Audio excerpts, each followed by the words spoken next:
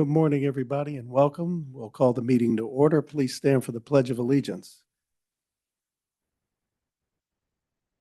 Pledge allegiance to the flag of the United States of America and to the republic for which it stands, one nation, under God, indivisible, with liberty and justice for all. Thank you. Please be seated. And I'll note for the record that all board members are present. Good morning. Thank you, and welcome to our new Cuyahoga County Board of Elections for our first ever meeting here at 1803 Superior Avenue. We finally made it, and it's good to be here. So welcome. So we'll go right into our agenda, and I move to approve the minutes from the May 27th, 2025 board meeting. Second. Second by Mr. McCafferty. Any unreadiness? Hearing none, all in favor, aye. Aye. The ayes have it.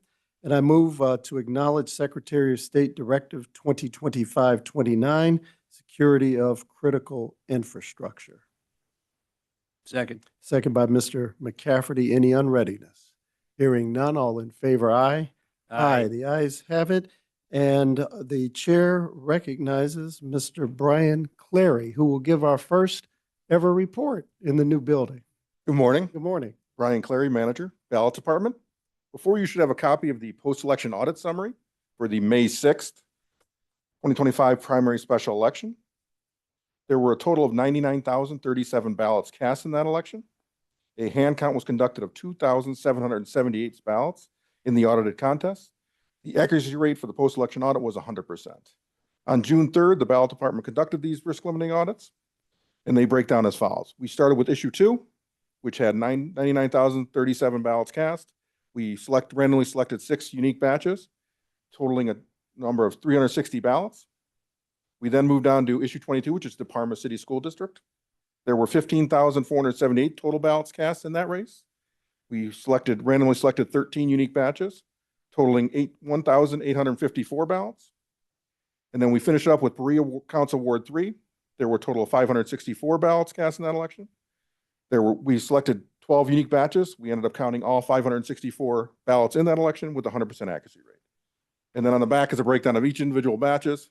I won't read through all those, but if you want to ask any questions, now is the time. Once again, everything matched 100% what we had in the official canvas. Thank you, Mr. Clary. Any questions for Mr. Clary? Hearing none, I move to certify the post-election audit from the May 6, 2025 primary special election. Second. Second by Ms. Stewart. All in favor, aye. Aye. The ayes have it. Aye. Mr. Clary? Thank you. Thank you. And then we have the preliminary approval of the ballot order for the September 9th, 2025 presidential election. Director Perlotti, this is standard procedure. Anything that you want to add to this? That is correct, Chairman, that this is required by the Secretary of State's office, 100 days out, 30 days out. I will tell you that this particular preliminary order is nowhere near what the final will be, and that is because with this not being a countywide election, we won't know what all the contests are till a few days from now. But what the ballot department did is took anything that was possible and potential to be in this election and did it upon that. So we are in compliance with Secretary of State Election Official Manual, but please know when we come back in about 2 months, it's going to look a lot different than what this is. Thank you, sir, for giving us the context. I move the preliminary approval of the ballot order for the September 9th, 2025 primary election. Second. Second by Mr. McCafferty. Any unreadiness? Hearing none, all in favor, aye. Aye. The ayes have it. And on to candidate and petition services, I move the following acknowledgements of resignations from and appointments to elected office. The resignation from elected office, Sharon Kilbane, Strongsville Board of Education Board Member, and the appointments to elected office of Antonio S. Nicholson, Cuyahoga County Common Pleas Court Judge, and Mark McMillan, South Euclid City Council Member of Council, Ward 1. Second. Second by Ms. Stewart. All in favor, aye. Aye. The ayes have it, aye. And the acknowledgement of resignation from public office of, let's see. Yeah, I had my thing. It's out of order. Thank you, Ms. Stewart. Of Avery Johnson, a candidate withdrawn from the September 9th, 2025 primary election. Avery Johnson, Garfield Heights City Council, Ward 4, nonpartisan. That Second. motion. Okay, thank you. Second by Mr. McCafferty. All in favor, aye. Aye. Aye, the ayes have it. And on to election support. I move the preliminary approval of the allocation of voting equipment for the September 9th, 2025 primary election, and the details are delineated on our agenda. Second. Second by Mr. McCafferty. Director Pilati, any information that you need to give us pertaining to this? Just that it mirrors the same comments on the preliminary ballot order. We did what we did for all potential, and this will be reduced, and election support will hone in when we know who's actually in the election. Thank you, sir. All right, the motion is on the floor. All in favor, aye. Aye. Aye, the ayes have it. It is so ordered. And on to fiscal services. The Chair recognizes our manager of fiscal services, Tara Brown, who will give the second ever report in the new building. Good morning, Tara Brown, Fiscal Manager. We have two resolutions. The first resolution is to approve award of the RFB 6480 for the printing and mailing of the voter information guides for the September 25 primary. The RFB was released May 21st through May 29th, and of the 6 bids received, the lowest and best was from Midwest Direct in the amount of $16,332.50. Midwest is the current contract provider for ballot printing and mailing services, and the board is satisfied with their services. The second resolution is to amend the contract with Midwest Direct for ballot printing and mailing services. So this amendment will allow us to increase the not to exceed amount to pay for the final invoice from the May primary. Thank you, Ms. Brown. Board members, any questions? All right, then I move to approve the resolutions R 2025-06-10-001 4P for Midwest Direct and item B R 2025-06-10-001 5C for Midwest Direct. Second. Second by Mr. McCafferty. All in favor, aye. Aye. Aye, the ayes have it. Thank you, Ms. Brown. And the chair recognizes Director Perlotti and Deputy Director Gallagher for our 1803 Superior Avenue update. Good morning, everyone. Deputy Director Gallagher and I, we will split this update, and just want to hit on some of the things that still need to be completed in the new space. And then, like when you move in a home, you stumble across some things once you start to live into the space, and we have done that.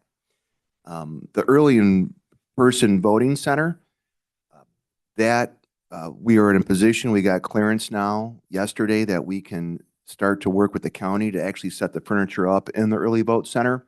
There was electrical work that was still being completed. It's not quite done. It is probably 95% done, and they're just waiting on a part to come in that was ordered to finish that. So we are able to put the tables in place, and so we can start to figure out and mock up how we want voters to flow through the space when it's done. Also, then our IT department can work with county IT to complete the cabling that's needed in order to have the computers functional in the early vote center. Root Technologies, which is a vendor of the county, those are the individuals who do conference equipment. They're the ones who installed all this equipment that we're using today here in our boardroom. They have completed this, and they have moved on to other portions of our operation. In a lot of the conference spaces that we have, a lot of the infrastructure, meaning the data and power cabling, is completed. In some spaces, some of the hardware is installed. They need to finish hardware installation in some of the other rooms. They need for some pieces to come in, such as some projectors. And then when that's done, they program the system so it's functional for use. They are here on a daily basis. working, and things will come online probably every week. And at some point in July, we should be 100% done. We're able to function and do everything we need to with the state that we are in now. This was first priority of this boardroom, and obviously it's up and running. We're using it today.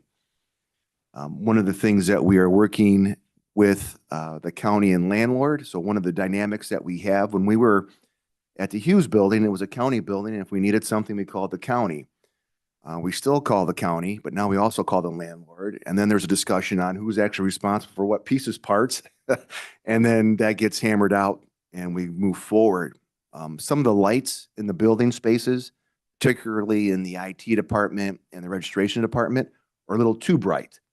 Now that they're living in that space, and especially registration, who does a lot of computer work all day long, it's a little bit of too much of a glare on the screen. So what we've been told is actually these lighting fixtures have 3 settings. When they were installed with the highest setting.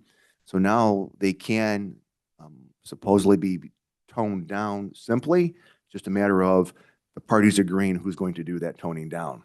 It could be me and Deputy Director Gallagher on a ladder with a screwdriver if it doesn't happen soon. But we'll get to that point, and everybody is aware of it, and they've agreed to work to fix it. Just need to do that.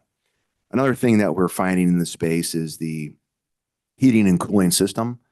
I think it needs to be rebalanced. This was, the system is a good system, but it was created for how the building used to look before we moved in. And as you tear down walls, put new walls up, that changes airflow and how that works. And so in some spaces, employees are putting on hats and gloves, and in other spaces, they have on fans and tank tops trying to stay cool. So we're trying to get that balanced out to make that work. Also, building seems to be a little bit humid, so they need to do something there to get some of that humidity out. Again, we're communicating with all the parties. They acknowledge it. They have technicians out working on it, but I think it may be something bigger than just a service call. I think they really need to look at it, because the way these systems are set up, it's not like your home and you have a thermostat on the wall. It's all computerized and zoned off. So hopefully we can get that squared away sooner than later, so everybody is at a more comfortable level throughout the building. And with that, I was going to go ahead and hand it off to Deputy Director Gallagher. Thank you. Good morning. This past weekend, we had a fair amount of rain, which gave a good test for our garage. The good news is I haven't seen any water on the inside. It looks like the watertight improvements that they've begun are definitely in the right direction, but we'll continue to monitor it, especially as we get some heavier rains. You may have noticed they're still working on the garage. There was a lift truck out there today. So we're expecting the final renovations and work to be done at any time now. And then after that's complete, our staff will begin parking inside the garage, which will free up more space on the surface lots. With that, also our absentee department that is utilizes the conditions portion of the garage. They have, last week I told you that they were going to be moving the OPEX equipment in along with the Agilis equipment. All that equipment has been moved in, so all their equipment is now moved into that space, and they've already completed a good amount of testing, but are still continuing testing as well. And that area again is where our vote by mail will be received, opened, processed, and verified. Couple other things, the basement in the building, we have storage materials that are set aside that will be stored down in the basement. Currently, the county is finalizing and working on and working with them, or telling them currently right now, all the materials that are going to be stored in the basement are in the bullpen area up against the windows on Superior Avenue. We're anxious to get those stored downstairs. The floor coverings in the basement needs to be updated, and they're going to be adding either carpeting or tile. And they're also going to be painting down there. So we're anxious to see that completed. Also, as part of the lease agreement, the building owner is required to provide good working blinds. The blinds on the windows are 30 years old. They weren't as in good working condition as everyone had anticipated. So they've agreed to go ahead and replace those blinds. So the county and the BOE are working with the building owner to get that completed. Also, the cubicles that employees are using have, they're supposed to have glass dividers between some of the cubicles. The glass dividers aren't there. We expect by the end of this month that those will be installed and be in place. And finally, we're working with the security provider to make sure that all the badges are swiping properly. There's still some fine tuning that we're doing as far as some of the protocols and so forth, working with the Sheriff's Department and PSOs, but everything is good. Right now, we're working through some of those final details as far as our security within the building is. So that's a current update. Thank you, gentlemen. Any questions of our director and deputy director from the board? All right, thank you all for doing that, Director. I just want to, this is not building related, but I do want to make sure to remind everybody that this Wednesday, June 11th, is the filing deadline for the September primary. It's not a countywide primary. It's a partial county election depending on, and it's for charter communities. So that deadline is 4 o'clock.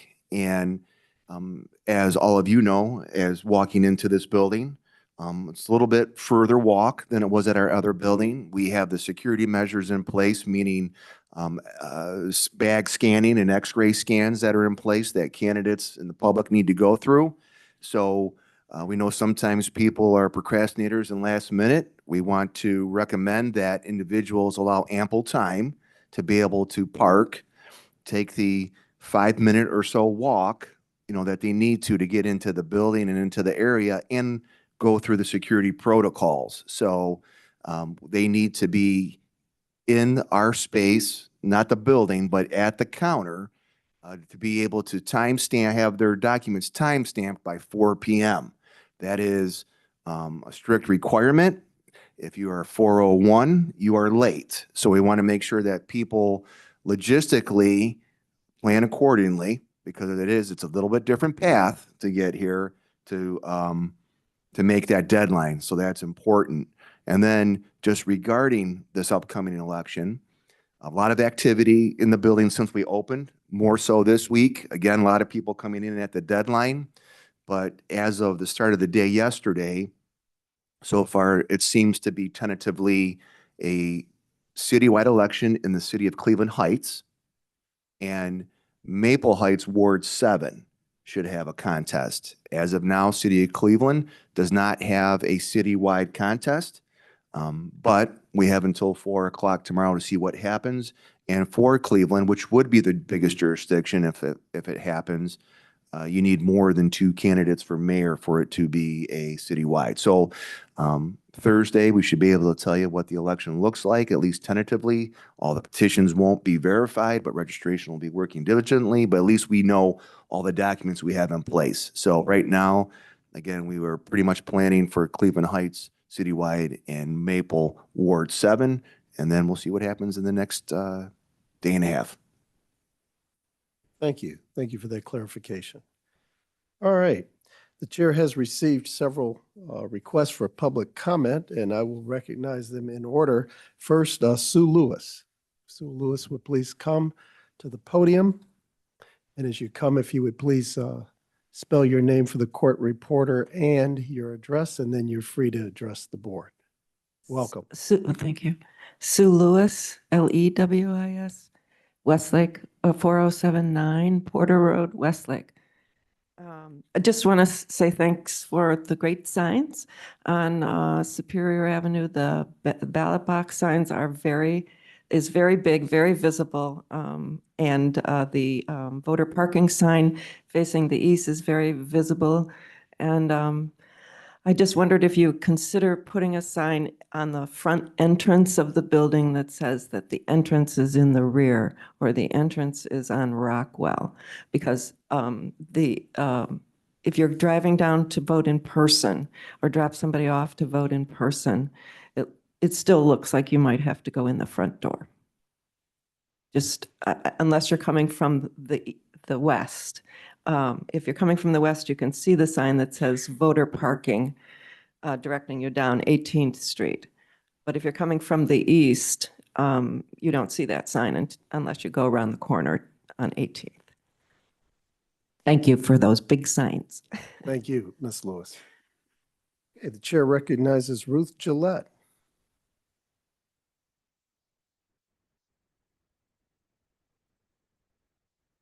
Welcome, Ms. Gillette. If you could spell your name and your address for the court reporter, please.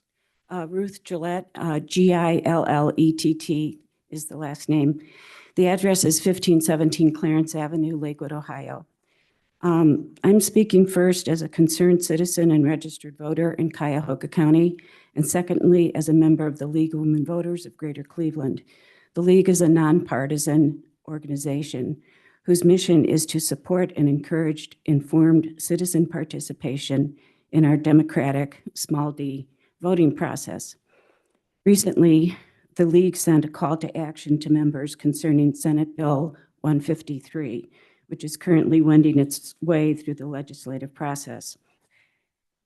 Senate Bill 153 proposes excessive and convoluted measures that would create confusion in the voter registration process and result in application rejections and approval delays that could prevent some eligible voters from participating in elections and even subject Ohioans to criminal charges.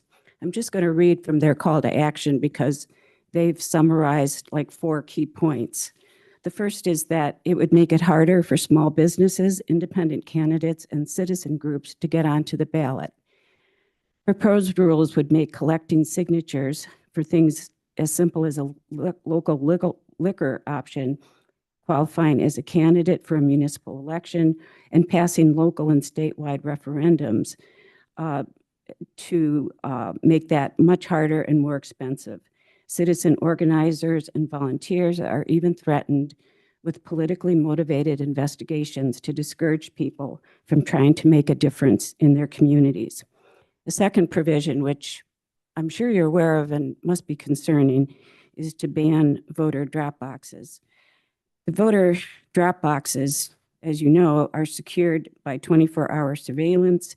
They're tamper and fireproof construction, and they're managed by a bipartisan team of election workers. To take away the voter drop box would make voting harder for working people, caregivers, and people with disabilities who already have challenges to voting. Number 3, it would allow harmless database mismatches to trigger felony charges and validate ballots.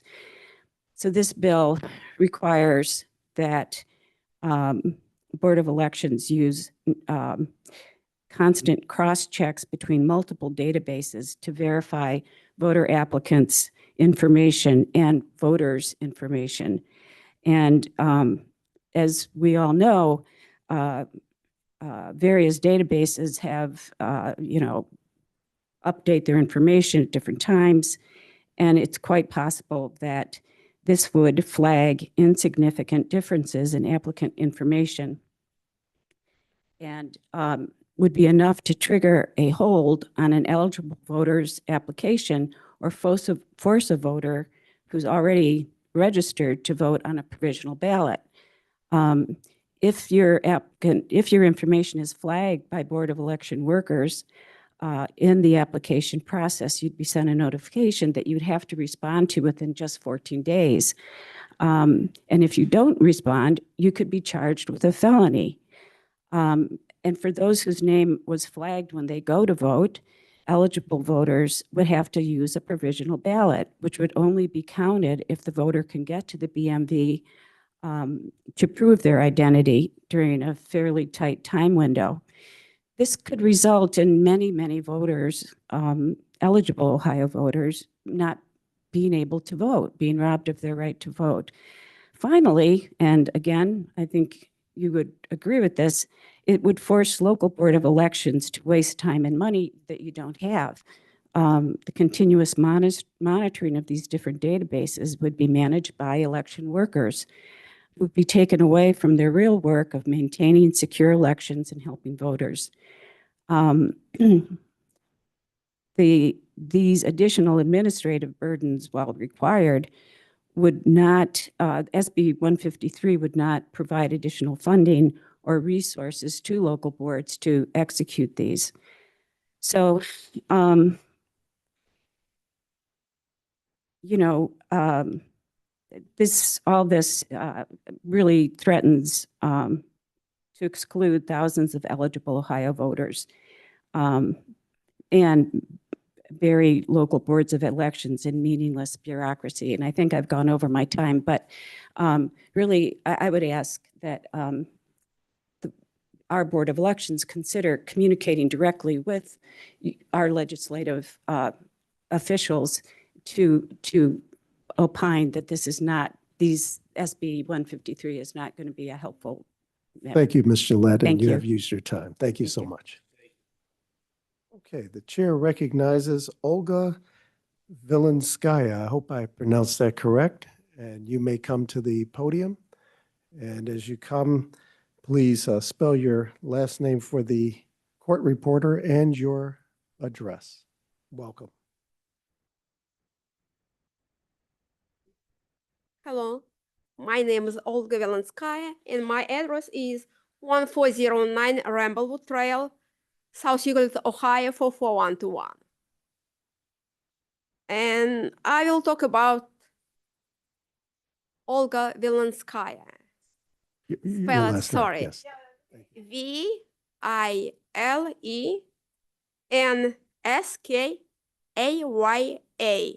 Thank you. Thank you so much.